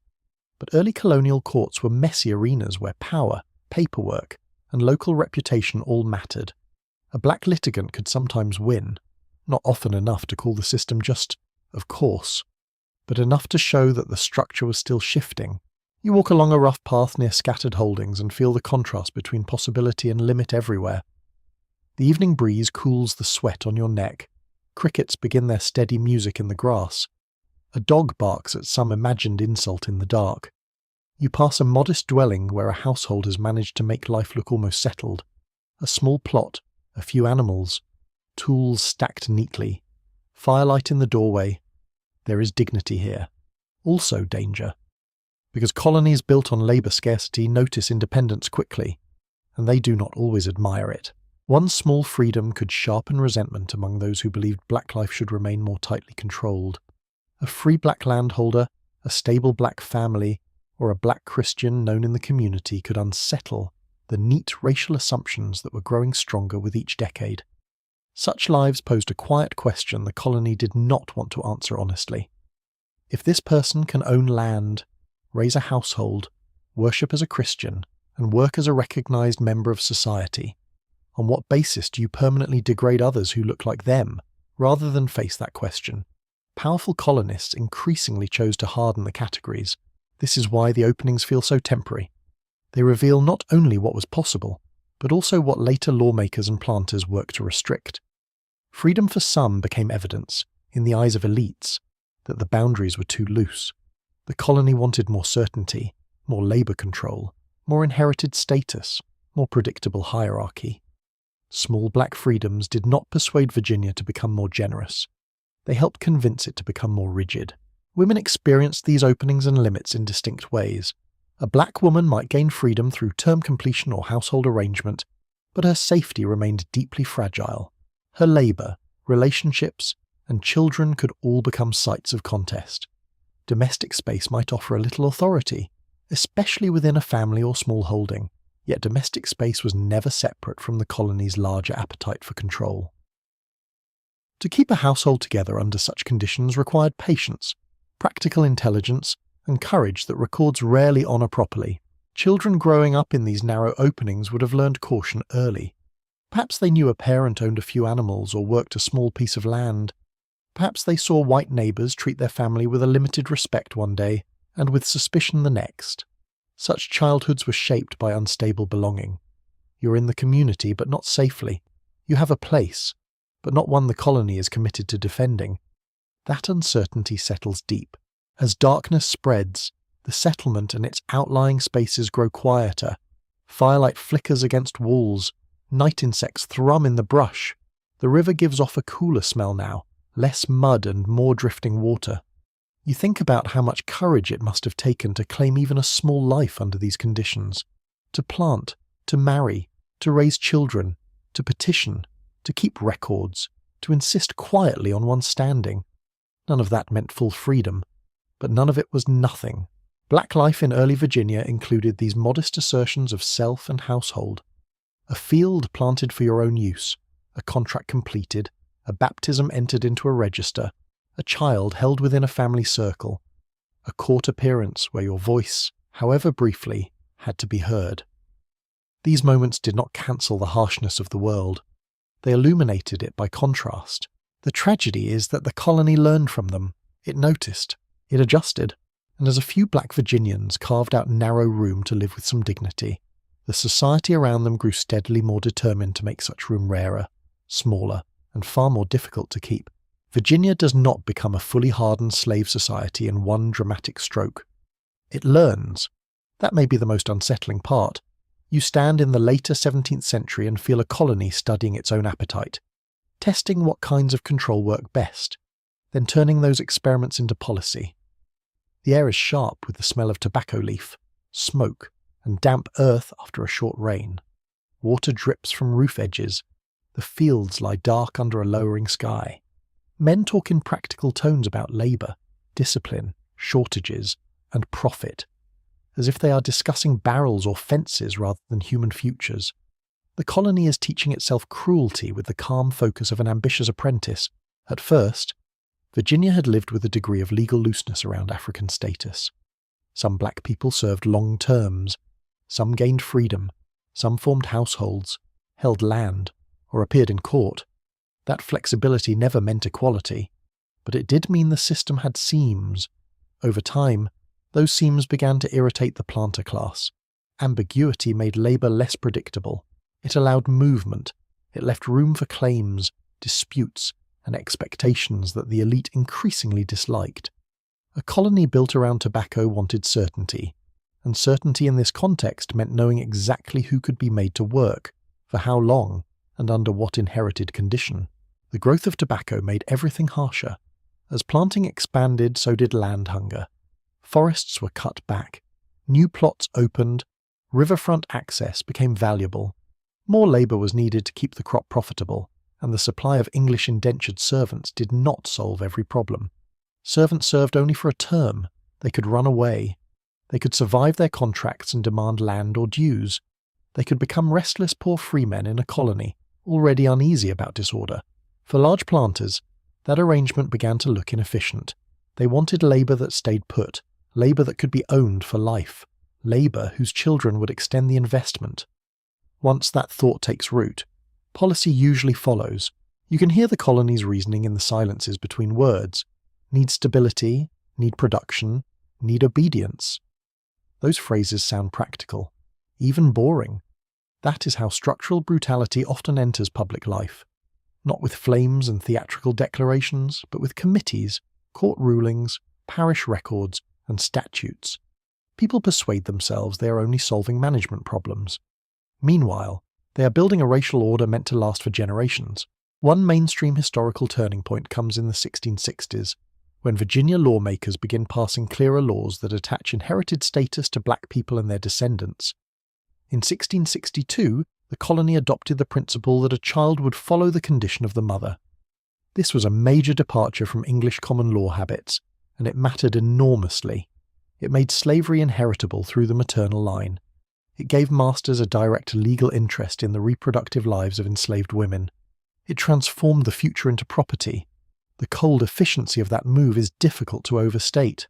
That law did not emerge from nowhere. It grew from a colony already moving toward racial permanence. Other legal changes followed. Penalties differed by race. Christian baptism was stripped of any expectation that it might alter bondage. Restrictions tightened around movement, behavior, and labor relations. Bit by bit, lawmakers reduced ambiguity. The law began saying more clearly what powerful colonists had already been practicing in spirit. Blackness and permanent subordination were being fused into a durable political idea. Historians still debate how coherent this transition looked to people living through it. Did planters see themselves as deliberately inventing racial slavery in a systematic way? Or were they responding piecemeal to economic incentives, labor unrest, and local conflicts? The evidence suggests both intention and improvisation. They did not always possess a grand philosophical blueprint, but they repeatedly chose measures that strengthened hereditary racial bondage. And after enough such choices, the pattern becomes impossible to dismiss as accidental. Repetition is a form of intention. You walk past a courthouse yard and feel the change in atmosphere. This is where the colony turns habit into authority. Men gather in hats and cloaks, speaking low over documents. Leather smells wet from rain. Mud sticks to boots. A horse snorts impatiently nearby. The scene looks ordinary. That is the danger. Inside these routine spaces, categories harden. A phrase in a statute, a decision in a dispute, a punishment entered into record. The law learns how to see black life not as varied human experience, but as a managed condition. Religion naturally helps where it can. Once some colonists worried that baptism might complicate ownership, lawmakers and clergy found ways around the problem. Christian conversion could be encouraged while bondage remained untouched. The message became painfully clear. Your soul may be welcome in theory. Your body remains available for labor. The colony liked salvation best when it did not interfere with profit. A very practical heaven. The atmosphere of plantations and larger holdings reflects this shift too. Supervision grows more structured. Expectations become less negotiable. Punishments become more racialized in both practice and meaning. A black worker is no longer merely a laborer in a flexible colonial hierarchy, but increasingly a person understood as belonging to a separate and inferior condition. That change affects every sensory part of life. The sound of commands carries a different edge. The feel of surveillance sharpens. Even silence becomes tense, because everyone knows the gap between legal power and personal vulnerability is widening. A quirky but revealing detail from the colony's legal imagination is how often livestock, tools, and human labor appear close together in records of value and management. Account books could move briskly from cattle to acreage to workers with barely a pause in tone, not because the writers were confused, but because the system trained them not to notice the moral collapse in front of them. Once bookkeeping grows comfortable enough, conscience usually packs its bags and leaves. The 1676 rebellion led by Nathaniel Bacon also plays an indirect role in this story. Bacon's rebellion involved resentments among frontier colonists, conflicts with native peoples, anger at the colonial governor, and the participation of both European servants and some Africans in a broad upheaval. Historians still argue over the exact racial composition and long-term meaning of the rebellion, but many believe it helped encourage elites to sharpen racial divisions afterward. A ruling class that sees poor Europeans and Africans acting in overlapping spaces of disorder may decide it is safer to grant one group more status, while pressing the other further down. Divide, rank, and secure. Old political trick, endlessly reusable. After such unrest, the colony had even more reason, in elite eyes, to stabilize society through racial hierarchy. Poor white colonists could be offered a higher symbolic standing, however limited, while black people were pushed more firmly into permanent bondage. Race became a tool not only of labor control, but of social management among the lower orders. If two exploited groups might unite, Teach one group to feel superior. It is ugly. It is effective. Empires rarely overlook effective ugliness. For black families, the consequences were devastating. The more slavery became inheritable and racialized, the more precarious family life became. A child's future narrowed before birth. Marriage held little formal protection against sale or separation. A parent could love fully and still have no secure legal claim over the fate of a son or daughter. The colony was not only exploiting labour now, it was beginning to organise reproduction, kinship, and time itself around property logic. You feel that hardening in the built environment. Larger plantation spaces become more ordered around output. Paths between quarters, fields, storehouses, and main houses reflect social distance. The smell of curing tobacco mixes with manure, sweat, and kitchen smoke. The soundscape separates too, commands from one direction, quiet domestic work from another, tools in the fields, hooves in the yard, doors shutting at night with different meanings depending on which side of power you are on. There is also a psychological change. Early ambiguity had allowed at least the possibility that a black person might imagine term completion, household stability, or partial inclusion. As the law tightened, that horizon dimmed. The future became heavier. Hope did not vanish, because people are too stubborn for that. But hope had to learn new habits. It shifted from expectation of broad freedom to strategies of endurance, concealment, kin protection, and small acts of resistance within a far more hostile order. The colony teaches itself other lessons too. It learns that racial law can simplify inheritance. It learns that planters like predictable status. It learns that churches can adapt. It learns that courts can normalize what once required explanation. It learns that children can be born into bondage without public shame strong enough to stop the process. Once those lessons settle in, the society begins to feel chillingly mature in its cruelty. Evening comes again with a damp coolness. Frogs begin calling near the water. Firelight glows in windows. Papers dry by hearths. Men who helped write or enforce these rules eat their suppers and sleep as though they have merely improved governance. Perhaps that is the most haunting part of all. They do not need to feel monstrous. They only need to feel practical. And practicality, in Virginia, is becoming a dangerous word. The colony has moved beyond improvising with black labour. It is designing permanence. It is teaching itself to inherit injustice. And for black Americans living through this transition, life is no longer shaped only by present coercion, but by a tightening future, one where law, custom, property, and race are learning to speak in the same cold voice. By now, the colony has learned how to make domination feel ordinary, but ordinary life still includes love, attachment, quarrels, hopes, births, grief, and the stubborn work of building human connection inside an inhuman system. You step into Virginia as evening gathers over cabins, yards, and worn paths between fields. The sky dims to a soft blue-grey. Smoke from cooking fires hangs low and fragrant with cornmeal, herbs, and whatever meat or fish can be managed that day. The air cools against your skin at last. Crickets begin their patient music. In this quieter hour, the private world becomes visible, and that private world matters deeply. Black families in 17th century Virginia were made under pressure. Some formed between people who had crossed the Atlantic through separate chains of violence and found one another in the colony. Some grew from relationships already underway within labouring communities. Some were sanctioned informally by custom or religion. Some were recognised only by the people living them. In every case, family life existed in tension with a legal and economic order that did not reliably respect it. To love someone in such a place required courage, because the colony kept reminding you that affection was not protection. You can feel the physical reality of household life in small details. A fire gives off slow heat after the day's labour. A pot simmers and needs stirring. A child fusses and then settles. A shirt is mended by dim light.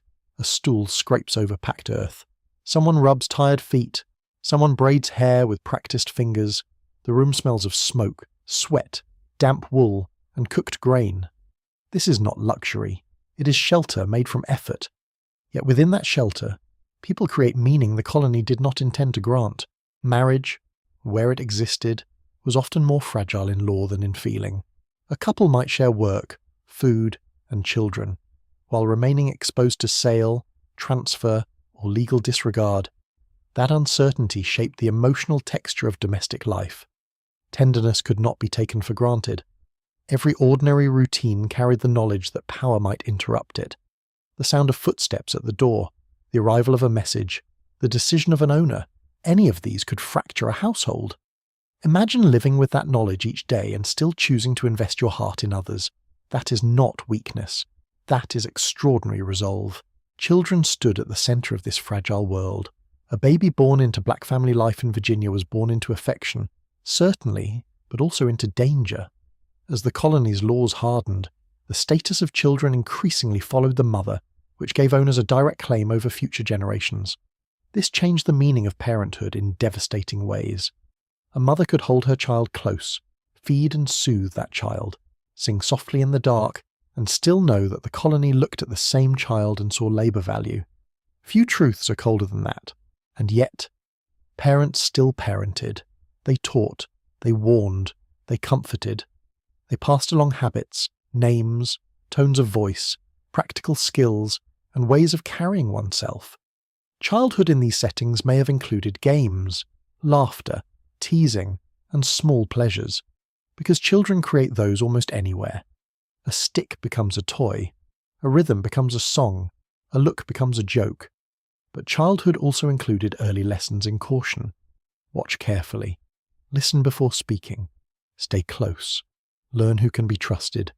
The colony forced maturity to arrive too soon.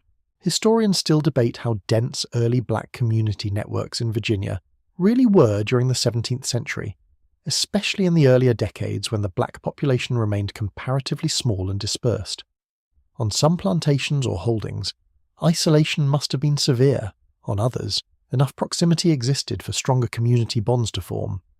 The archive only partially reveals these networks. It catches births, sales, baptisms, wills, and disputes, but it rarely shows an evening visit, a shared meal, or a whispered conversation after work. Those quieter ties may have mattered most. Community could form through labour arrangements, kinship, neighbourhood, worship, or simple repeated contact. One household helps another with food, someone watches a child while another works, someone passes along news from a nearby holding, someone knows herbs for healing, someone knows how to calm a frightened horse, mend a broken tool, or interpret a difficult overseer's mood. Practical knowledge becomes communal glue.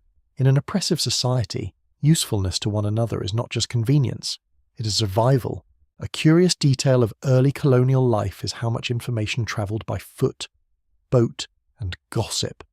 News moved through river landings, market exchanges, church gatherings, court days, and labour routes. Even people with little formal power could build an impressive map of who lived where, who had died, who had married, who was harsh, who might sell, who might hire out, who might help. Black Virginians, like everyone else, lived inside these information networks. The colony was smaller in lived reality than it looks on a map. People noticed each other. That noticing had two sides. Community required it. Surveillance required it too. White neighbours, owners, officials, and ministers all observed black family life through lenses of rank and suspicion. A gathering might be seen as disorder. A marriage might be tolerated but not fully honoured. A child's baptism might enter a record without conferring real security. A free black household might be treated as respectable one season and troubling the next. The same visibility that helped people find one another could also expose them to control. You walk past a small dwelling where voices drift through the door opening. One adult speaks softly, another laughs, low and tired. A child asks a question. The sound is ordinary and therefore profound. Oppression often wants the oppressed to appear only in scenes of labour or punishment. But here they are in family time, however brief, eating, speaking, resting, correcting a child, sharing the day. This too is history. Perhaps the most human part of it. Gender shaped these households in powerful ways. Black women often carried overlapping burdens of field labour, domestic labour, childcare, and emotional steadiness under conditions that offered very little rest. Their work held households together materially and socially. A woman might cook, wash, nurse, mend, comfort, carry, weed, and endure all in the same day. Records rarely praise this. The colony preferred to count output, Not resilience. But the household knew. The children knew. The life of the room depended on it. Black men in these communities faced their own brutal constraints. Their labour was exploited heavily. Their ability to protect partners and children could be limited by law and by the direct power of owners or local authorities. That must have produced a particular kind of anguish. To want to defend your family and know that the structure around you is built to weaken that power is a cruel condition.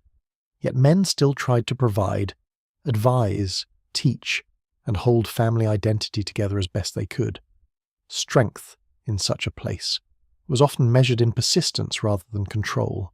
Religion might also enter the household in intimate ways. A prayer before sleep, a blessing over a child, a remembered Christian phrase mixed with older spiritual habits, a belief in ancestors, a protective gesture, a quiet hope placed into words no official could monitor. Formal church life mattered, but household spirituality often mattered more because it belonged to the rhythms of care and fear. Night is a time when people say what they cannot risk in public. Death, of course, remained close. Disease, overwork, childbirth, accidents, and violence all threatened family continuity. Mourning in a world of insecure family ties was especially harsh. A death took away not only a loved one, but labour, memory, protection, and emotional balance. Burial practices may have blended available Christian forms with African memory in ways the archive barely captures. The soil of Virginia held more grief than official records ever admitted. You can smell the earth after dark, cool and slightly sweet. Firelight flickers on walls. The colony seems quieter now, but not peaceful. A baby cries in the distance. Someone coughs. Somewhere a couple argues softly, maybe about food, worry, exhaustion, or the future. Domestic life is not magically pure because it happens under oppression. People still get irritated, jealous, impatient, frightened. They are fully human, which means households contain both tenderness and tension. That humanity matters. It rescues the story from turning into a pageant of symbols. As the decades pass, the colony's hardening racial order places more strain on these families. Laws grow stricter, boundaries sharpen, opportunities narrow. A free black family may find itself hemmed in by suspicion and legal obstacles. An enslaved family may see less and less chance that children could escape inherited status. Household strategies adapt, teach silence where needed, build trust carefully, treasure what can be kept private, mark joy where possible. The home becomes both refuge and school. This is what life was actually like in one of its deepest forms. Not only work and law, but also supper, soothing, worrying, joking, teaching, grieving, and loving inside a world that offered no reliable guarantee these things would be safe tomorrow. Black Americans in early Virginia were not merely present in the colony. They were making families there, however precariously. They were building community from fragments. They were insisting, through daily care, that a human life is more than its assigned status. The night grows deeper. The fire burns lower. Someone hums a child towards sleep. And in that small room, with shadows moving softly on rough wooden walls, the colony's harsh design meets a quieter power. It cannot fully master people choosing one another, keeping one another, and making family where the law would rather see only labour. When you stay with this story long enough, one truth becomes impossible to ignore. The year 1619 was not a neat beginning wrapped in a single dramatic image. It was an arrival inside a much larger Atlantic world, and what followed in Virginia was not instant clarity, but a long tightening. You stand at the edge of that process now, feeling its weight settle over land, law, memory, and time. The evening is cool at last. The river moves with a dark silver sheen under the sky. Reeds whisper softly in the breeze. Smoke from distant fires drifts low and thin. The colony seems hushed, yet its silence carries the aftersound of labour, bargaining, prayer, punishment, and ordinary survival. What began with a small number of Africans brought to Virginia grew into something much larger than anyone on that shoreline could have fully named. Over the decades, the colony learned how to make black labour central to its wealth. It learned how to write race into law. It learned how to turn maternal descent into inherited bondage. It learned how to let Christianity bless inequality without curing it. It learned how to describe exploitation as order, necessity, and custom. These lessons did not remain local quirks. They became part of the foundation on which later American society would be built. That is the legacy you must hold carefully, not because it is simple, but because it is not. If you flatten 1619 into a symbolic slogan, you lose too much. You lose the people from West Central Africa who carried languages, skills, grief, and memory into Virginia. You lose the legal uncertainty of the early decades. You lose the narrow openings some black Virginians carved for themselves. You lose the terrifying speed with which those openings could narrow. You lose the domestic life, the naming, the worship, the child-rearing, the field labour, the cooking fires, the small joys, the private fears. History becomes truer when it keeps its texture. The great mistake of older storytelling was to treat early black presence in English America as background to someone else's adventure. In that version, colonists struggled, governors governed, tobacco prospered, and Africans entered the frame only as labour, but black life was never mere backdrop. It was central from the start. Not central because the colony treated it with dignity. Certainly not that, but central because Virginia's development became increasingly dependent on black labour, black endurance, black skill, and black family continuity, even as the colony denied the humanity on which it relied. This is one of the bitter ironies at the heart of American beginnings. A society that would later celebrate liberty and soaring language learned many of its habits of wealth and control by denying liberty to others in ordinary daily practice.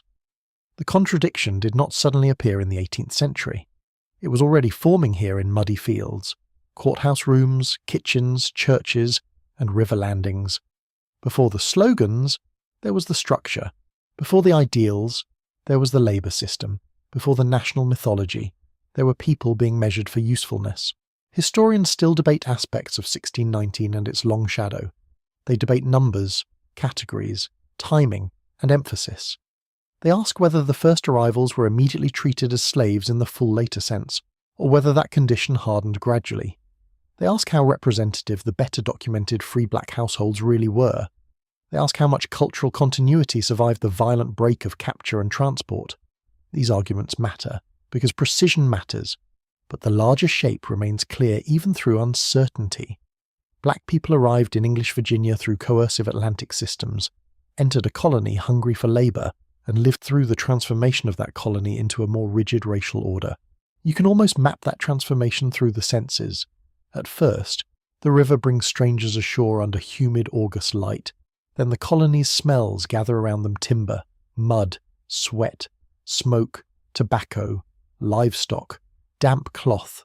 Then come the sounds of work and command, tools striking wood, orders across fields, court voices in low rooms, church prayers over tired bodies, children crying at dusk, rain on roofs, night insects in the grass. Over time, these ordinary sounds and smells become the atmosphere of a social system, not a theory, a lived arrangement. One curious feature of legacy is that it often survives in places where people do not expect it. In Virginia and later America, foodways, farming knowledge, language patterns, music, religious expression, family resilience, and political struggle would all bear marks of African and African-American life. Some of that influence was visible and acknowledged. Much of it was absorbed while being denied proper credit. That is another old colonial habit. Take the labour, take the knowledge, take the style, then pretend the taker invented civilization. The long legacy of 1619 is not only suffering, though suffering is undeniably part of it. It is also creativity under pressure, identity rebuilt under assault, and community formed where the law offered little support. Black Americans did not simply endure the structures born in colonial Virginia.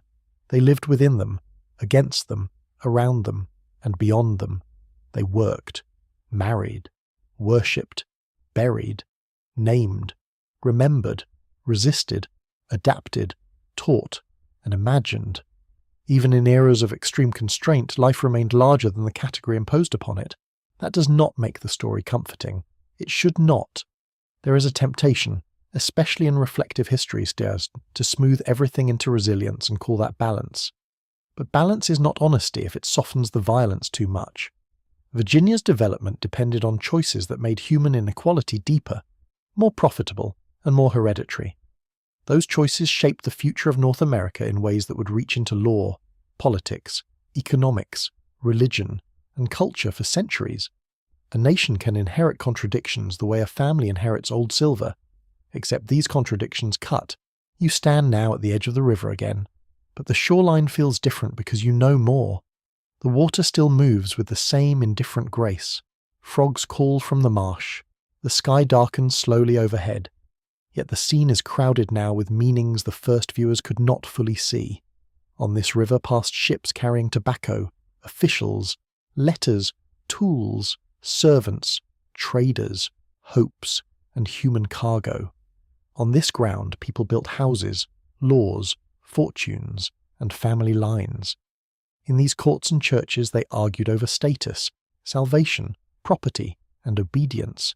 Over time, all of it layered into a society that would one day speak of freedom while carrying the deep imprint of bondage. That imprint did not remain safely in the past. It shaped who could own, who could inherit, who could move freely, who could testify, who could belong, who could be protected, who could be punished, and who could be forgotten. Even when the forms changed, the habits often lingered.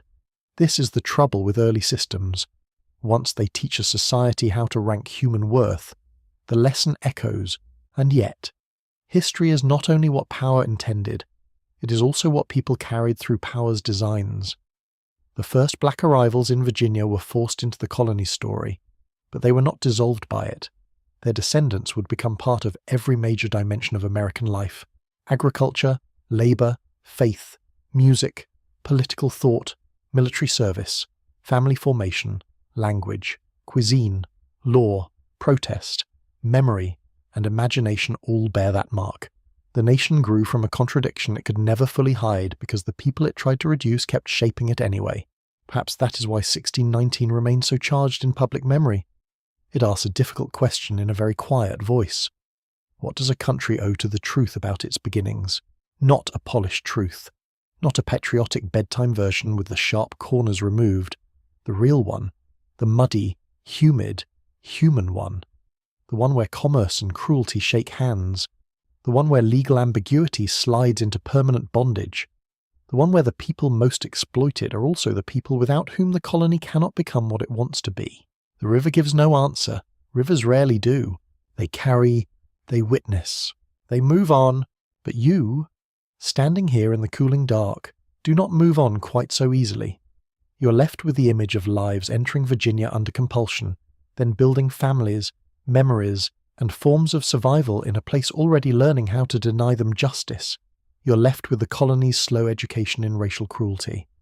You're left with the knowledge that what happened in early Virginia was not a side note, but part of the making of America. Night deepens.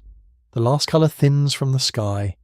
The settlement quiets into darkness, though the land still holds every footstep, every whispered prayer, every court order, every field row, every cooking fire, every child rocked to sleep, every name spoken softly so it would not disappear. History often survives that way, not only in laws and ledgers, but in what people refuse to let vanish. So as the air cools and the river keeps its patient course, you let the scene grow softer now. The hard edges remain true, but they no longer need to shout. The fields are only shadows, the houses are dim shapes against the night. The smell of smoke drifts and fades. Somewhere beyond sight, water touches the bank in a slow repeating hush. The colony, for a moment, seems to exhale, and you exhale with it. You let the noise of law, labour, and argument settle lower. You let the names rest gently in the dark. You let the people remain people, not symbols, not cargo, not categories. People!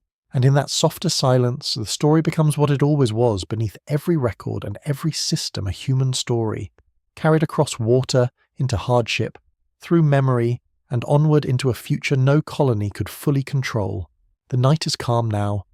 The river is dark and wide. The air has turned cool against your skin, and the sounds of the world are growing smaller, slower, farther away.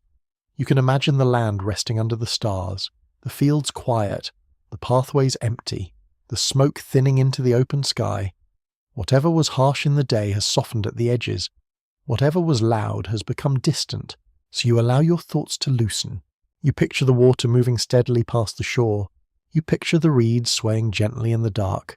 You picture the lights going out one by one. There is no need to hurry here. No need to solve the whole past tonight. Only to sit beside it for a little while and listen. Listen to the river. Listen to the quiet wind. Listen to the soft breathing of a world that has finally gone still. And as the story settles, you let it drift into a gentler shape. The names, the houses, the fields, the boats, the voices, all of them recede into the same dark softness. Nothing is erased. It is only resting now. Resting in the night air.